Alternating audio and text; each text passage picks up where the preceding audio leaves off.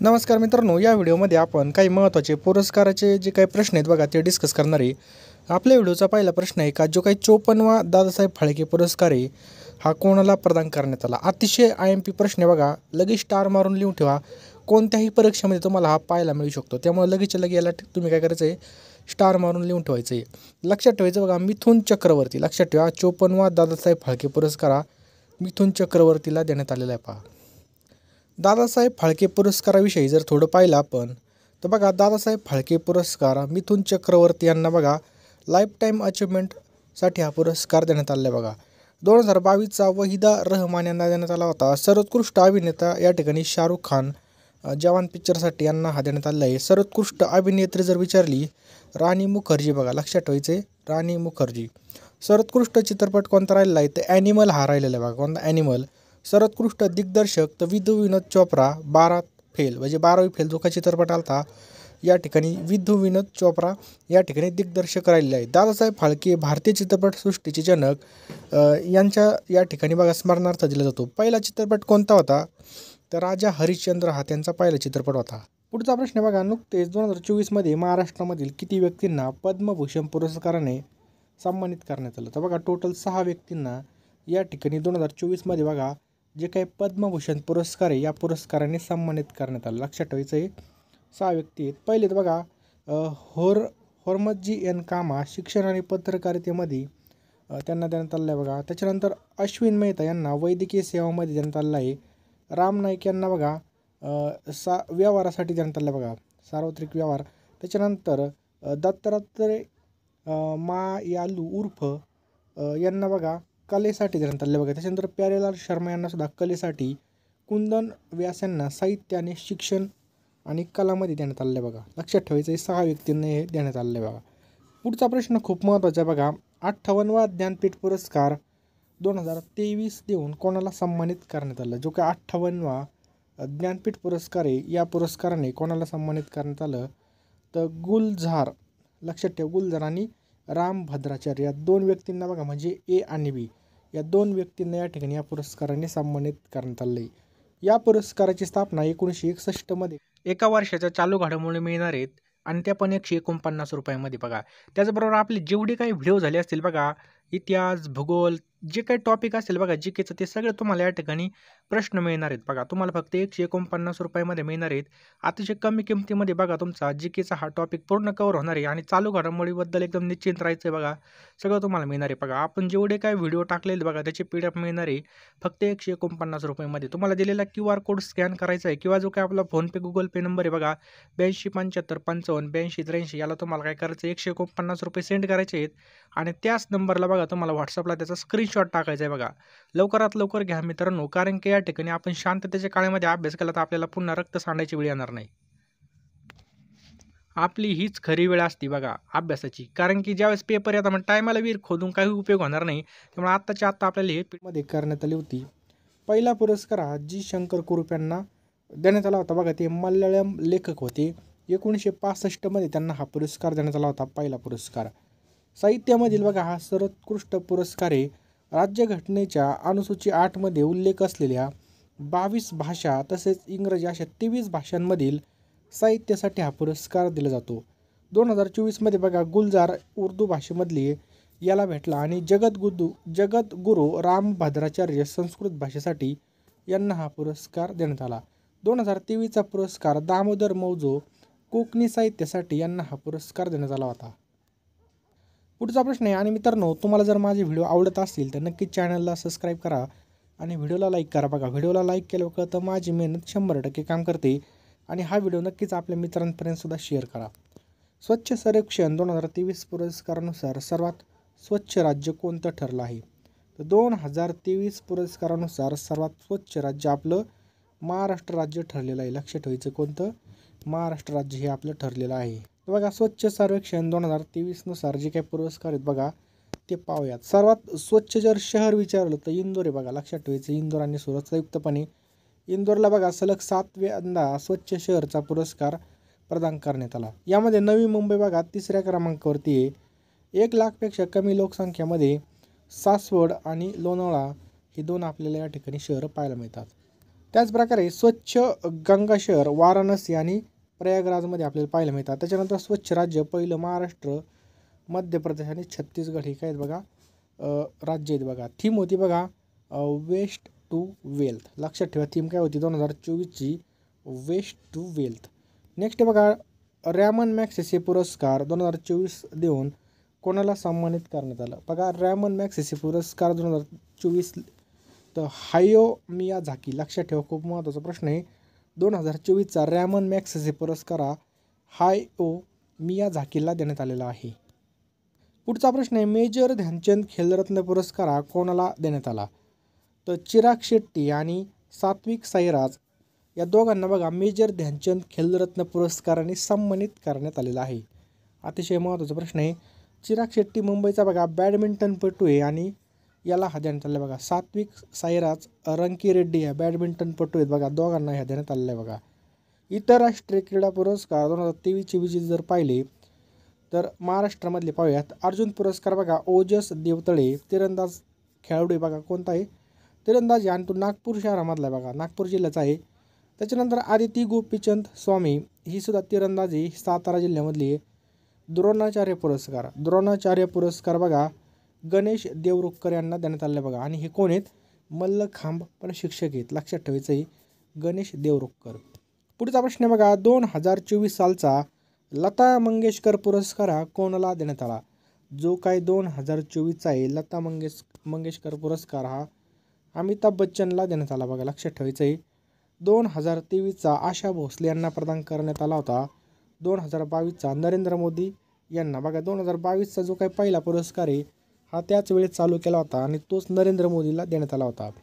आणि हा पुरस्कार महाराष्ट्र सरकारकडून देण्यात येतो हे पण आपल्याला लक्षात ठेवायचं आहे. साहित्य अकादमी मराठी युवा साहित्याचा जो काही पुरस्कार आहे हा कोणाला देण्यात आला.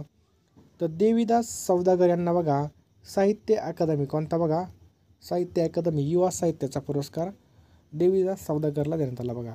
साहित्य अकादमी मराठी युवा साहित्याचा जो काही पुरस्कार आहे हा देवीदास सौदागर यांना देण्यात आलेला आहे. त्यांची जी काही उसवन कादंबरी कोणती उसवन कादंबरी यासाठी यांना देण्यात आला. साहित्य अकादमी मराठी बाल साहित्याचा जो काही पुरस्कार आहे हा भारत सासने यांना बघा. शमशेर आणि भूतबंगला या साहित्यासाठी जो काही बाल साहित्याचा पुरस्कार आहे हा भारत सासने यांना देण्यात आलेला आहे.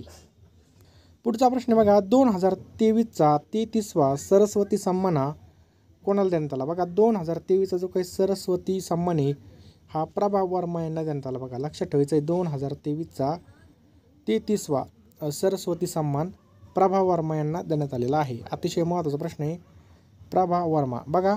रौद्र सात्विकम मल्याळी कादंबरीसाठी त्यांना देण्यात आलेला आहे बघा. महाराष्ट्र भूषण पुरस्कार 2024 हा कोणाला सन्मानित करण्यात आलं. तर प्रदीप महाजन यांना बघा महाराष्ट्र भूषण पुरस्कार. अतिशय IMP बघा स्टार मारून लिहून ठेवा. प्रदीप महाजन यांना देण्यात आला बघा. 2023चा सगळ्यात माहिती बघा अशोक सराफ अशोक मामा यांना बघा हा पुरस्कार देण्यात आला होता. 2022चा अण्णासाहेब धर्माधिकारी या पुरस्काराची सुरुवात 1996 मध्ये करण्यात आली होती. लक्षात ठेवा 1996 मध्ये. MS स्वामीनाथन पुरस्कार 2024 हा कोणाला देण्यात आला. तर BR कंबोज यांना बघा MS स्वामीनाथन पुरस्कार 2024 मध्ये BR कंबोज यांना देण्यात आलेला आहे. लक्षात ठेवा. पुढचा प्रश्न काय आहे की मिस इंडिया 2024ची विजेती कोण बनली आहे.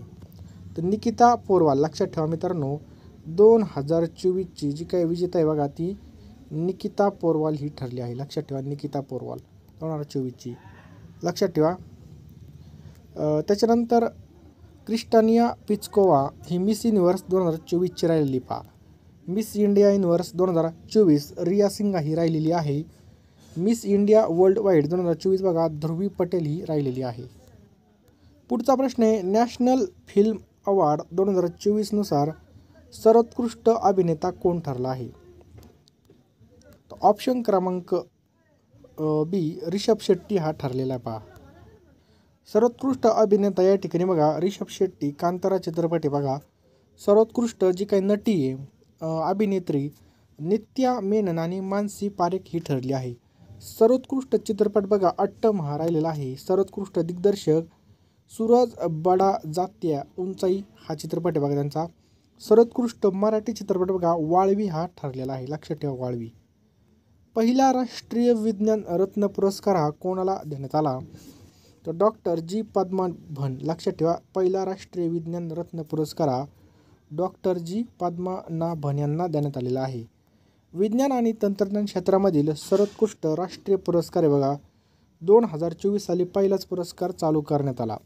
23 ऑगस्ट 2023 रोजी चंद्रयान-3 मोहिमेसाठी यशस्वी हा जो काही झालं होतं त्याच्यामुळे बघा हा राष्ट्रीय विज्ञान दिन म्हणून साजरा करण्याची सुरुवात झालेली आहे, लक्षात ठेवायचं आहे. पुढचा प्रश्न बघा 5वा राष्ट्रीय जल पुरस्कार या ठिकाणी कोणत्या राज्याला देण्यात आला आहे? तर ओडिसा राज्याला बघा 5वा राष्ट्रीय जल पुरस्कार 2023 हा देण्यात आला बघा, लक्षात ठेवायचं आहे ओडिसा राज्याला. यामध्ये टॉपचे राज्य जर पाहिले तर ओडिसा प्रथम क्रमांकावरती आहे, 2 नंबरला उत्तर प्रदेश आहे आणि 3 नंबरला गुजरात राज्य, लक्षात ठेवायचं आहे गुजरात. सिंगापूर साहित्य पुरस्काराने, काय प्रश्न आहे, सिंगापूर साहित्य पुरस्काराने कोणाला सन्मानित करण्यात आलं? तर प्रशांत राम यांना या ठिकाणी सन्मानित करण्यात आलेलं आहे, लक्षात ठेवायचं आहे सन्मानित करण्यात आलं आहे. तर या ठिकाणी जर पाहिलं तर भारतीय वंशाच्या महिला आहेत प्रशांती राम यांच्या 9 यार्ड सारीज या साहित्यासाठी देण्यात आलेलं आहे बघा. पुढचा प्रश्न काय आहे तर 2024चा सस्तारा रामानुजन पुरस्कार कोणाला देण्यात आला? तर अलेक्झांडर डून यांना बघा हा पुरस्कार देण्यात आलेला आहे, लक्षात ठेवायचं आहे. गणितामध्ये उल्लेखनीय योगदान दिल्याबद्दल हा पुरस्कार देण्यात येतो. अलेक्झांडर डून तर बघा हा टेक्नॉलॉजी अमेरिकेची एक संस्था आहे बघा यातर्फे देण्यात येतो.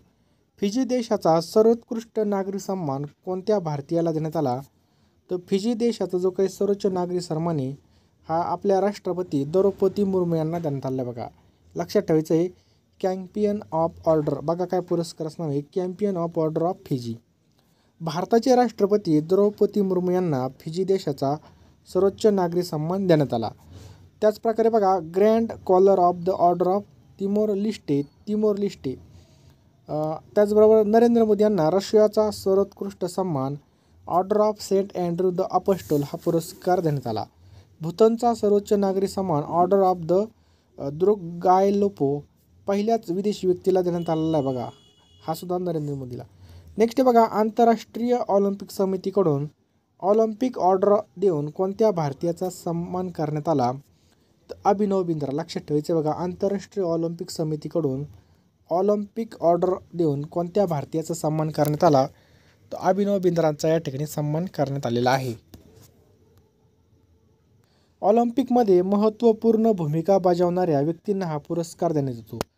अभिनव बिंद्रा बघा भारतीय नेमबाज आहेत, त्यांनी बघा बीजिंग ऑलिम्पिक 2008मध्ये बघा त्यांनी काय केलं होतं, सुवर्णपदक जिंकलं होतं. पुढचा प्रश्न खूप महत्त्वाचा आहे बघा ICC T20 cricket of the year 2023चा जो काही खेळाडू आहे तो कोणता ठरला आहे 2023चा? तर सूर्यकुमार यादव. त्याचप्रकारे पुरुष एकदिवसीय खेळाडू कोण ठरला? तर विराट कोहली ठरलेला आहे. आणि पुरुष कसोटीचा उस्मान ख्वाजा हा ठरलेला आहे, हे पण आपल्याला लक्षात ठेवायचं आहे.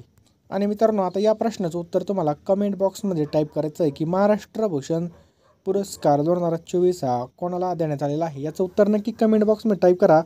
कमेंट बॉक्समध्ये नक्की उत्तर टाईप करा जेणेकरून हा प्रश्न तुम्ही कधीच विसरणार नाही. एकदा तुम्ही एखादी खोड केली अशी किंवा कुठं टाईप केलं किंवा कुठं लिहून ठेवलं तर आपल्याला लगेच लक्षात येतं. त्यामुळे लगेचच्या लगी या ठिकाणी तुम्ही काय करायचं आहे टाईप करून ठेवा कमेंट बॉक्समध्ये. आणि आपल्या PDF तुम्ही नक्की घ्या, 149 रुपयाला बघा. यामध्ये तुम्हाला संपूर्ण चालू घडामोडी एका वर्षाच्या मिळणार. आणि त्याचबरोबर आपण जे काही GKचे जेवढे IMP टॉपिकवर व्हिडिओ घेतले आहेत त्या सगळ्या PDF मी सेव्ह करून ठेवलेल्या आहेत, त्या तशा मी तुम्हाला या ठिकाणी देऊन टाकणार आहे बघा.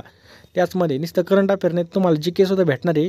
कुठं तुम्ही बसने प्रवास करत असाल किंवा तुम्ही जेवत असाल किंवा तुम्ही या ठिकाणी कुठं गावाला चालले असाल तर प्रवासामध्ये, त्याच्यानंतर कुठं पण तुम्ही ज्या ठिकाणी पुस्तक घेऊन जाऊ शकत नाही त्या ठिकाणी तुमचा अभ्यास होईल. म्हणजे तुमचा एकही मिनिट व्हायला जाणार नाही. कारण की कॉम्पिटिशनच्या युगामध्ये आपल्याला टिकायचं असेल तर आपल्याला कायम अभ्यासाचाच विचार करावा लागणार आहे. कारण की या ठिकाणी आता सरकारी नोकरीला भरपूर डिमांड आलेलं आहे, त्यामुळे आपल्याला अभ्यास थांबता कामा नये. त्यामुळे लगेच घ्या PDF तुम्हाला खूप महत्त्वाचे ठरतील. पेपरमध्ये बघा एक मार्क महत्त्वाचा असतो. यामधून तुमचा बघा आम्ही कमीत कमी म्हणतो एक जरी मार्क आला या नोट्समधून तरी पण तुम्ही मेरिटमध्ये डायरेक्ट बसू शकता आणि तुमचं या ठिकाणी डायरेक्ट कल्याण होऊन जाईल. त्यामुळे लगेच PDF घ्या. डिस्क्रिप्शन बॉक्समध्ये आपल्या टेलिग्रामची लिंक आहे, व्हॉट्सअप ग्रुपची लिंक आहे, ते नक्कीच तुम्ही जॉईन करा. आपल्या इंस्टाग्रामला सुद्धा नक्की फॉलो करा. तिथेसुद्धा मी महत्त्वाच्या चालू घडामोडी अपलोड करत असतो.